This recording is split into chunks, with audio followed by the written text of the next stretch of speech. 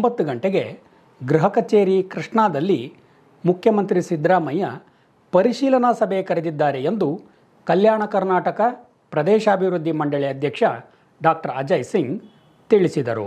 ಕಲ್ಯಾಣ ಕರ್ನಾಟಕ ಭಾಗದ ಎಲ್ಲ 7 ಜಿಲ್ಲೆಗಳ ಅಭಿವೃದ್ಧಿ ಕುರಿತು ಸಮಗ್ರವಾಗಿ ಚರ್ಚಿಸಲು ಜೂನ್ 14ರಂದು ಬೆಳಗ್ಗೆ 9 ಗಂಟೆಗೆ ಗೃಹ ಕಚೇರಿ ಕೃಷ್ಣಾದಲ್ಲಿ ಮುಖ್ಯಮಂತ್ರಿ ಸಿದ್ದರಾಮಯ್ಯ ಅವರು ಪರಿಶೀಲನಾ ಸಭೆ ಕರೆದಿದ್ದಾರೆ ಎಂದು ಕೆಕೆಆರ್ಡಿಬಿ ಅಧ್ಯಕ್ಷ ಡಾಕ್ಟರ್ ಅಜಯ್ ಸಿಂಗ್ ತಿಳಿಸಿದರು.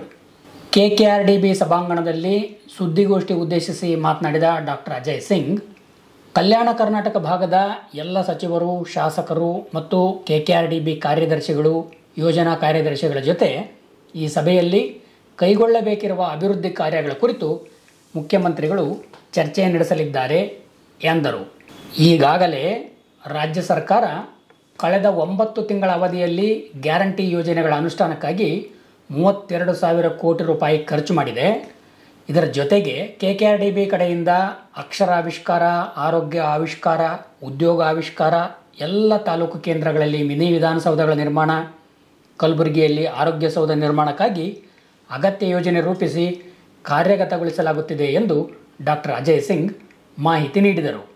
ಇತ್ತೀಚೆಗೆ ನಡೆದ ಲೋಕಸಭಾ ಚುನಾವಣೆಯಲ್ಲಿ ಇಂಡಿಯಾ ಮೈತ್ರಿಕೂಟ ನಾಯಕತ್ವ ವಹಿಸಿಕೊಂಡಿರುವ ಕಾಂಗ್ರೆಸ್ ಉತ್ತಮ ಸಾಧನೆ ಮಾಡಿದೆ. ಅದರಲ್ಲೂ ಮುಖ್ಯವಾಗಿ ಎಐಸಿಸಿ ಅಧ್ಯಕ್ಷರಾದ ಮಲ್ಲಿಕಾರ್ಜುನ್ ಖರ್ಗೆ, ರಾಹುಲ್ ಗಾಂಧಿ, ಪ್ರಿಯಾಂಕಾ ಗಾಂಧಿ ಮತ್ತು ಸೋನಿಯಾ ಗಾಂಧಿ ಅವರ ನಾಯಕತ್ವವನ್ನು ಜನರು ಒಪ್ಪಿಕೊಂಡಿದ್ದಾರೆ ಎಂಬುದನ್ನು ಈ ಚುನಾವಣಾ ಫಲಿತಾಂಶ ಸಾಬೀತುಪಡಿಸಿದೆ. ಅದರಲ್ಲೂ ಗ್ರಾಮೀಣ ಭಾಗದಲ್ಲಿ ಕಾಂಗ್ರೆಸ್ ಪರವಾದ ಅಲೆ ಇದೆ ಎಂದು ಮತ್ತೊಮ್ಮೆ ಜಾಹೀರಾಗಿದೆ ಎಂದು ಡಾಕ್ಟರ್ ಅಜಯ್ ಸಿಂಗ್ ಹೆಮ್ಮೆಯಿಂದ ಹೇಳಿದರು. ನಮ್ಮ ಕಲ್ಯಾಣ ಕರ್ನಾಟಕ ಈ ಒಂದು ಅಭಿವೃದ್ಧಿಗಾಗಿ ಅಭಿವೃದ್ಧಿ ಮಂಡಳಿಗೆ 5,000 ನಮ್ಮ ಸರ್ಕಾರ ಕಡೆಯಿಂದ ಯಾವೊಂದು ರೀತಿಯಿಂದ ನಾವು ಹೇಳಿದ್ದೀವಿ.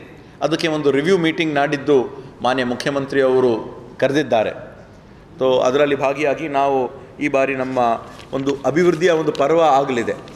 ಒಂದು ಅಭಿವೃದ್ಧಿ ಮುಂದೆ ಬರ್ತಕ್ಕಂಥ ದಿನಗಳಲ್ಲಿ ಈ ಒಂದು ಭಾಗದಲ್ಲಿ ತಾವು ಏನೇನು ನೋಡ್ತಾ ಇದ್ದೀರಿ, 5,000 ಕೋಟಿ ಅಂದರೆ ಬಹಳಷ್ಟು ಒಂದು ಅನುದಾನ. ನಾವು ಕೂಡ ಹೆಚ್ಚಿನ ಒಂದು ಒತ್ತಡ ಹಾಕಿ ನಮ್ಮ ಈ ಒಂದು ಭಾಗಕ್ಕೆ ಬರ್ತಕ್ಕಂಥ ಒಂದು ಅನುದಾನವನ್ನು ಹೊರತು ಈ ಒಂದು ಅನುದಾನ ಬರಬೇಕು ಅಂತ ನಾವು ಈ ಒಂದು ಭಾಗದ ಎಲ್ಲ ಮಂತ್ರಿಗಳು ಮತ್ತು ಶಾಸಕರು ನಾವು ಮಾತಾಡಿದ್ದೀವಿ. ಆಗಲೇಬೇಕು.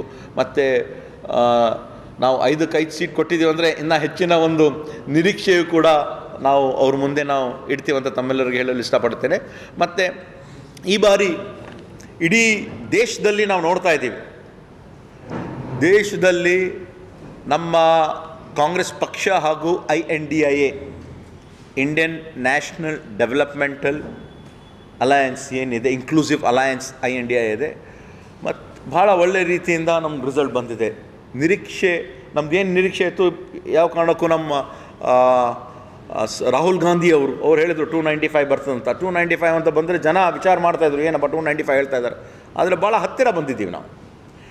ಕೇವಲ ತಾವು percentage, voting percentage, NDA voting percentage ಮತ್ತು INDA ವೋಟಿಂಗ್ ಪರ್ಸೆಂಟೇಜ್ ತಾವು ನೋಡಿದ್ರೆ ಈ ಬಾರಿ NDA ವೋಟಿಂಗ್ ಪರ್ಸೆಂಟೇಜ್ 43 ಇದೆ ಜನ ಹಾಕಿದ್ದು.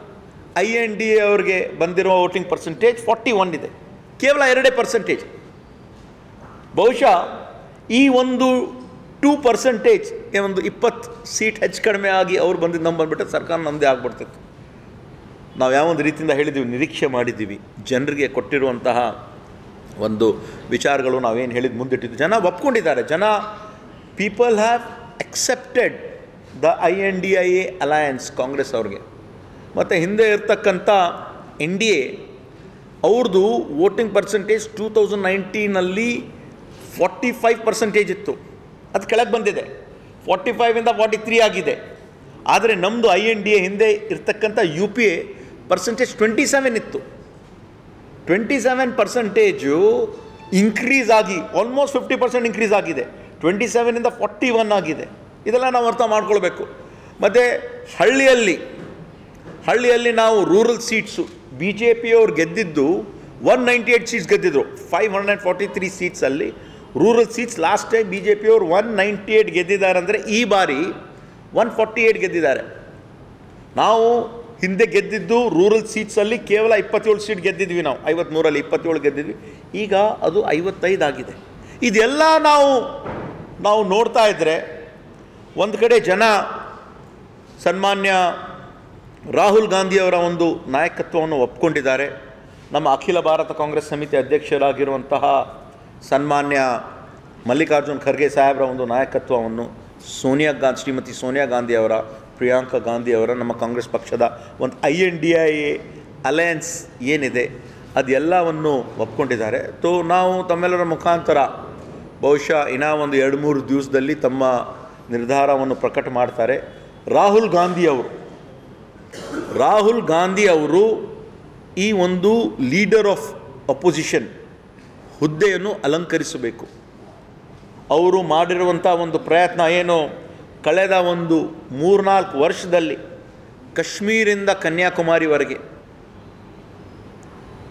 ಎಲ್ಲ ಕಡೆ ಸಂಚಾರವನ್ನು ಮಾಡಿ ಭಾರತ್ ಜೋಡೋ ಯಾತ್ರಾ 1, ಭಾರತ್ ಜೋಡೋ ಯಾತ್ರಾ 2ರಲ್ಲಿ ಮೊದಲನೇ ಒಂದು ಭಾರತ್ ಜೋಡೋ ಯಾತ್ರಾದಲ್ಲಿ ಸುಮಾರು 3,500 ಕಿಲೋಮೀಟರ್ಗಳು ಅವರು ಸಂಚಾರವನ್ನು ಮಾಡಿದೆ. ಎಲ್ಲ ಸೇರಿಸಿದರೆ ಸುಮಾರು ಒಂದು 7-8 ಸಾವಿರ ಕಿಲೋಮೀಟರ್ಗಳು ಅವರು ನಡ್ಕೊಂಡು ಜನರ ಮಧ್ಯೆಯಲ್ಲಿರ್ತಕ್ಕಂಥ ಒಂದು ಸಮಸ್ಯೆಗಳನ್ನು ಅರಿತುಕೊಂಡು ಹಗಲು ಎರಳು ಅವರು ಮಾತು ಕೊಡ್ತಕ್ಕಂಥ, ಬೇರೆಯವರು ಏನು ಟ್ರೋಲ್ ಮಾಡ್ತಾಯಿದ್ರು ಅದೆಲ್ಲ ಸುಳ್ಳು ಇದೆ ಅಂತ ಜನರ ಮಧ್ಯೆ ಇದ್ದುಬಿಟ್ಟು ಜನರ ಸಮಸ್ಯೆಯನ್ನು ಅರಿತುಕೊಂಡು ಏನು ಅವಶ್ಯಕತೆ ಇದೆ, ಜನರಿಗೆ ಏನು ಬೇಕಾಗಿದೆ ಅಂತ ಒಂದು ರೀತಿಯಿಂದ ಒಂದು ಕಾಂಗ್ರೆಸ್ ಪಕ್ಷದ ಒಂದು ಮ್ಯಾನಿಫೆಸ್ಟೋನು ಕೂಡ ಅವರು ಮಾಡಿದ್ದಾರೆ. ಅವರ ಒಂದು ಭಾಳ ಒಂದು ದೊಡ್ಡ ಪಾತ್ರ ಇದೆ. ಯಾವೊಂದು ರೀತಿಯಿಂದ ಜನರಿಗೆ ನೇರವಾಗಿ ಮುಟ್ಟಿಸ್ತಕ್ಕಂಥ ಈ ಒಂದು ನ್ಯಾಯಪತ್ರ, ಯುವ ನ್ಯಾಯ, ನಾರಿ ನ್ಯಾಯ, ಕಿಸಾನ್ ನ್ಯಾಯ, ಶ್ರಮಿಕರ ನ್ಯಾಯ, ಸಮಾನತೆ ನ್ಯಾಯ ಜನರಿಗೆ ಮಾಡ್ತಕ್ಕಂಥ ಜನ ಒಪ್ಕೊಂಡಿದ್ದಾರೆ. ಇವತ್ತು ಈ ಒಂದು ಮಟ್ಟಕ್ಕೆ ಬಂದು ನಾವು ಇಷ್ಟು ಹತ್ತಿರ ಬಂದಿದ್ದೀವಿ. ಆದರೆ ಮುಂದೆ ಬರ್ತಕ್ಕಂಥ ದಿನಗಳಲ್ಲಿ ಮತ್ತೆ ನಮ್ಮ ಸರ್ಕಾರ 6 ತಿಂಗಳಾಗಿರ್ಬೋದು, 1 ವರ್ಷ ಆಗಿರ್ಬೋದು, ನಮ್ಮ ಸರ್ಕಾರ ಬರಬಹುದು ಅಂತಲೂ ಕೂಡ ನಮ್ಮ ಒಂದು ರೀತಿಯಿಂದ ಒಂದು ನಿರೀಕ್ಷೆ ಇದೆ.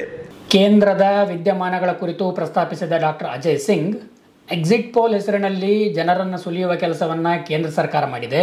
ಚುನಾವಣೆಯ ಫಲಿತಾಂಶ ಬಾಕಿ 2 ದಿನ ಇರುವಾಗ ಎಕ್ಸಿಟ್ ಪೋಲ್ ಪ್ರಕಟಿಸುವ ಮೂಲಕ ಜನರು ಷೇರು ಮಾರುಕಟ್ಟೆಯಲ್ಲಿ ಲಕ್ಷಾಂತರ ಕೋಟಿ ರೂಪಾಯಿ ವಿನಿಯೋಗಿಸುವಂತೆ ಖುದ್ದು ಗೃಹ ಸಚಿವ ಅಮಿತ್ ಶಾ ಕರೆ ನೀಡಿದ್ದರಿಂದ 30 ಲಕ್ಷ ಕೋಟಿ ರೂಪಾಯಿ ನಷ್ಟ ಉಂಟಾಗಿದೆ. ಇದೆಲ್ಲ ನೇರವಾಗಿ ಅದಾನಿ ಮತ್ತು ಅಂಬಾನಿಯಂತಹ ಪ್ರತಿಷ್ಠಿತ ಕುಟುಂಬಗಳಿಗೆ ಅನುಕೂಲ ಮಾಡಿಕೊಡುವ ಸಂಚು ಎಂದು ರಾಹುಲ್ ಗಾಂಧಿ ಅವರು ಟೀಕಿಸಿದ್ದಾರೆ. ಈ ಕುರಿತು ಸಮಗ್ರ ತನಿಖೆ ನಡೆಯಬೇಕೆಂದು ಅಜಯ್ ಸಿಂಗ್ ಒತ್ತಾಯಿಸಿದರು. ಇನ್ನು ನೀಟ್ ಪರೀಕ್ಷೆಯಲ್ಲೂ ವ್ಯಾಪಕ ಅವ್ಯವಹಾರ ನಡೆದಿದೆ. ಈ ಬಗ್ಗೆ ತಮಿಳುನಾಡು ಮಾದರಿಯಲ್ಲಿ ರಾಜ್ಯದ ನೀಟ್ ಪರೀಕ್ಷೆ ನಡೆಸುವ ನಿಟ್ಟಿನಲ್ಲಿ ಮುಖ್ಯಮಂತ್ರಿಗಳು ಪರಿಶೀಲನೆ ನಡೆಸುವ ಸಾಧ್ಯತೆ ಇದೆ ಎಂದು ಸುದ್ದಿಗಾರರ ಪ್ರಶ್ನೆಯೊಂದಕ್ಕೆ ಡಾಕ್ಟರ್ ಸಿಂಗ್ ಪ್ರತಿಕ್ರಿಯಿಸುತ್ತಾ ಹೇಳಿದರು. ಶೇರ್ ಮಾರ್ಕೆಟಲ್ಲಿ ಇಷ್ಟೊಂದು 30 ಲಕ್ಷ 40 ಲಕ್ಷ ಕೋಟಿ ಏರ್ಪೇರುವಾಗಿ ಕೆಲವು ಎಲ್ಲ ಒಂದು ಉದ್ಯೋಗಪತಿಗಳಿಗೆ ಇದು ಅನುಕೂಲ ಆಗ್ತಾ ಇದೆ, ಜನಸಾಮಾನ್ಯರಿಗೆ ಅನಾನುಕೂಲ ಆಗ್ತಾ ಇದೆ ಅಂದರೆ ಇದು ಎಕ್ಸಿಟ್ ಪೋಲ್ಸ್ ನಮ್ಗೆ ಬೇಕಾ ಅಂತ ನಾವು ವಿಚಾರ ಮಾಡಬೇಕಾಗ್ತದೆ. ಹೆಂಗೂ ಫಲಿತಾಂಶ 2 ದಿವಸ ನಂತರ ಬಂದೇ ಬರ್ತದೆ. ಆ ಒಂದು ಜನ ಅವಲಂಬಿತ ಆಗಿ ಅದರ ಬಗ್ಗೆ ಶೇರ್ ಮಾರ್ಕೆಟಲ್ಲಾಗಲಿ ಬೇರೆ ಬೇರೆ ವಹಿವಾಟ ಮಾಡ್ತಾ ಇದ್ದಾರೆ ಅಂದರೆ ನಮ್ಮ ದೇಶದಲ್ಲಿ ಇರ್ತಕ್ಕಂಥ ಜನಸಾಮಾನ್ಯರಿಗೆ ಯಾವ ಕಾರಣಕ್ಕೂ ಅನಾನುಕೂಲ ಆಗಕೂಡ್ದು. ಅಮಿತ್ ಶಾ ಅಂತವರು ನೀವು ಶೇರ್ ಮಾರ್ಕೆಟಲ್ಲಿ ದುಡ್ಡು ಹಾಕ್ರಿ ಅಂತ ಹೇಳ್ತಾರೆ ಅಂದರೆ ಜನ ಏನು ತಿಳ್ಕೊಳ್ಬೇಕು? ಓಪನ್ ಆಗಿ ಸ್ಪೀಚಲ್ಲಿ ನೀವು ಶೇರ್ ಖರೀದಿ ಅಂತ ಹೇಳ್ತಾರೆ, ಖರೀದಿ ಮಾಡಿದ್ದಾರೆ, ಮತ್ತು ಜನ ಇವಾಗ 30 ಲಕ್ಷ 40 ಲಕ್ಷ ಕೋಟಿ ಹೋಗಿಬಿಟ್ಟಿದ್ರೆ ಅಮಿತ್ ಶಾ ಬಂದು ದುಡ್ಡು ಕೊಡ್ತಾರಾ? ಅದೆಲ್ಲ ನಾವು ಅರ್ಥ ಮಾಡ್ಕೊಳ್ಬೇಕಾಗ್ತದೆ. ಮತ್ತು ಈ ಒಂದು ನೀಟ್ ಎಕ್ಸಾಮು ಕೂಡ ತಾವು ನೋಡಿದ್ದೀರಿ. ನೀಟ್ ಎಕ್ಸಾಮ್ಸು ಸುಮಾರು 24 ಲಕ್ಷ ನಮ್ಮ ವಿದ್ಯಾರ್ಥಿನಿಯರು ನೀಟ್ ಎಕ್ಸಾಮನ್ನು ಬರೆದಿದ್ದಾರೆ. ನಮ್ಮ ಮಕ್ಕಳು, ನಿಮ್ಮೆಲ್ಲರ ಮಕ್ಕಳಾಗಲಿ ಮೊಮ್ಮಕ್ಕಳಾಗಲಿ ಎಲ್ಲರೂ ಕೂಡ ಈ ಒಂದು ನೀಟ್ ಎಕ್ಸಾಮ್ ಮೇಲೆ ಅವಲಂಬಿತರಾಗಿರ್ತಾರೆ. ಹಗಲು ಇರುಳು ಶ್ರಮ ಪಡ್ತಾರೆ, ಓದ್ತಾರೆ, ಎಕ್ಸಾಮ್ ಬರೀತಾರೆ. ಈಗ ತಾವು ರಿಸಲ್ಟ್ ನೋಡಿದ್ದೀರಿ. ರಿಸಲ್ಟಲ್ಲಿ ಹರಿಯಾಣದಲ್ಲಿ ಇರ್ತಕ್ಕಂಥ ಒಂದೇ ಒಂದು ಕಾಲೇಜಿನಲ್ಲಿ ಕಂಟಿನ್ಯೂಸ್ಲಿ 6 ಜನ ಒಂದೇ ಸತಿ ಬಂದರೆ ಏನು ತಿಳ್ಕೊಳ್ಬೇಕು ನಾವು? 720 ಔಟ್ ಆಫ್ 720 ಅವರು ತೊಗೊಬಿಟ್ರೆ ಬ್ಯಾಕ್ ಟು ಬ್ಯಾಕ್ ಇದು ಸಾಧ್ಯನಾ? ನಾವು ಅರ್ಥ ಮಾಡ್ಕೊಳ್ಬೇಕಾಗ್ತದೆ. ಟೆಕ್ನಿಕಲಿ ಪಾಸಿಬಲ್ ಆಗಿರ್ಬೋದು, 6 ಜನ ಇಲ್ಲಿ ಕೂತಿದ್ದವರು ಪಾಸ್ ಆಗ್ತಾರಂತ. ಆದರೆ ಪ್ರಾಕ್ಟಿಕಲಿ ನಾವು ನೋಡಿದ್ರೆ ಇದು ಸಾಧ್ಯನಾ? Is it possible?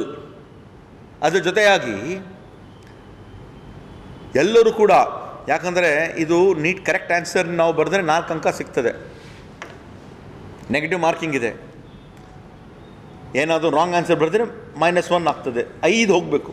ಸೊ ಯಾರಿಗಾದರೆ ಸಿಗಬೇಕಂದ್ರೆ 720ಇಂದ 1 ತಪ್ಪು ಮಾಡಿದ್ರು 715 ಆಗ್ತದೆ. ಒಪ್ಕೊಳ್ತೀರಾ? 715 ಆಗ್ತದೆ. 718 719 ಹೆಂಗೆ ಬರ್ಬೋದು? ಅದಕ್ಕೆ ಅವರು ನಾವು ಗ್ರೇಸ್ ಮಾರ್ಕ್ಸ್ ಕೊಟ್ಟಿದ್ದೀವಿ ಮುಚ್ಕೊಳ್ಳೋಕ್ಕೆ, ಪತ್ರಿಕೆ ಸೋರಿಕೆ ಆಗಿಲ್ಲ ಅಂತ ಅದೆಲ್ಲ ಕತೆ ಹೇಳ್ತಾರೆ. ಇದೂ ನಾವೆಲ್ಲ ಕಡೆ ನಾವು ಹೇಳಿದ್ವಿ ಮರುಪರೀಕ್ಷೆ ಆಗಬೇಕು. ಒಂದೇ ಕಡೆ ಸುಮಾರು 67 ಜನ ಏನು ಫಸ್ಟ್ ರ್ಯಾಂಕ್ ಅಂತ ತೊಗೊಂಡಿದ್ದಾರೆ. ಬಹುಶಃ ಎಲ್ಲರೂ ಸೇರಿ ಏಮ್ಸಲ್ಲೇ ಅಪ್ಲೈ ಮಾಡಿದ್ದಾರೆ. ಇದ್ದಿದ್ದೇ 40 ಸೀಟು. ಯಾವ ಆಧಾರದ ಮೇಲೆ 67ರಲ್ಲಿ ಫಸ್ಟ್ ರ್ಯಾಂಕ್ ಬಂದಿದ್ದವ್ರು 40ಕ್ಕೆ ನೀವು ಕೊಡೋಕ್ಕಾಗ್ತದೆ? ಇದೂ ಒಂದು ಬಹಳ ದೊಡ್ಡ ಹಗರಣ.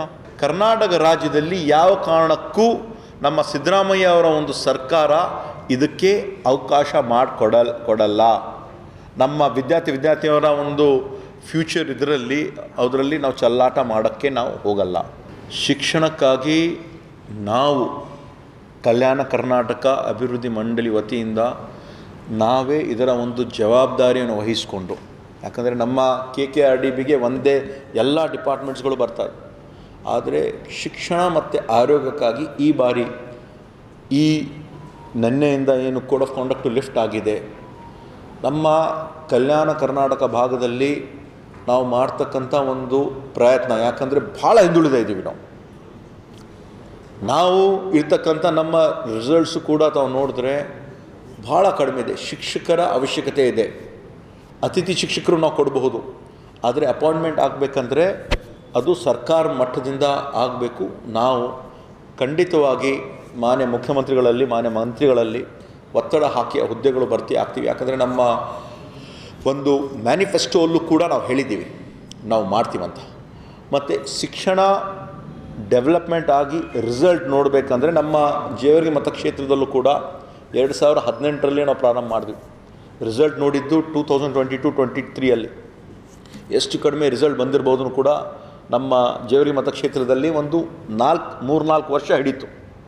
ಅದೇ ಒಂದು ರೀತಿಯಿಂದ ಕಲ್ಯಾಣ ಕರ್ನಾಟಕದಲ್ಲಿ ಏನಿದೆ ಕಾರಣ ಇದು, ಅದು ನಾವು ಸ್ವಲ್ಪ ಎಲ್ಲ ಮಾಹಿತಿಯೆಲ್ಲ ನಾವು ತೊಗೊಂಡಿದ್ದೀವಿ. ಶಿಕ್ಷಣಕ್ಕೆ ಹೆಚ್ಚು ಒತ್ತು ಕೊಡ್ತೀವಿ. ಶಿಕ್ಷಣ ಮುಂದೆ ಬರ್ತಕ್ಕಂಥ 3-4 ವರ್ಷದಲ್ಲಿ ಕಲ್ಯಾಣ ಕರ್ನಾಟಕದಲ್ಲಿ ಒಳ್ಳೆಯ ರೀತಿಯಿಂದ ಅನುಕೂಲ ಆಗೇ ಆಗ್ತದೆ. ನಾನು ಯಾವಾಗಲೂ ಕೂಡ ಮಂತ್ರಿ ಸ್ಥಾನದ ಆಕಾಂಕ್ಷಿ ಇದ್ದೀನಿ. 2018ರಲ್ಲೂ ನಂತರ 2023 ಕೂಡ ನಾನು ಆಕಾಂಕ್ಷಿ ಇದ್ದೀನಿ. ಈಗ ನಾವು ಪ್ರಾಮಾಣಿಕತೆಯಿಂದ ನಾವು ಕಲ್ಯಾಣ ಕರ್ನಾಟಕ ಅಭಿವೃದ್ಧಿ ಮಂಡಳಿ ಕೆಲಸ ಮಾಡ್ತಾಯಿದ್ದೀವಿ. ವರಿಷ್ಠರು ಹೈಕಮಾಂಡು ಅದನ್ನು ಗುರುತಿಸಿ ನಮಗೆ ಜವಾಬ್ದಾರಿ ಕೊಟ್ಟರೆ, ಯಾವ ಜವಾಬ್ದಾರಿ ಕೊಟ್ಟರೂ ನಾನು ತಗೊಳ್ಳೋಕ್ಕೆ ಸಿದ್ಧನಾಗಿದ್ದೀನಿ.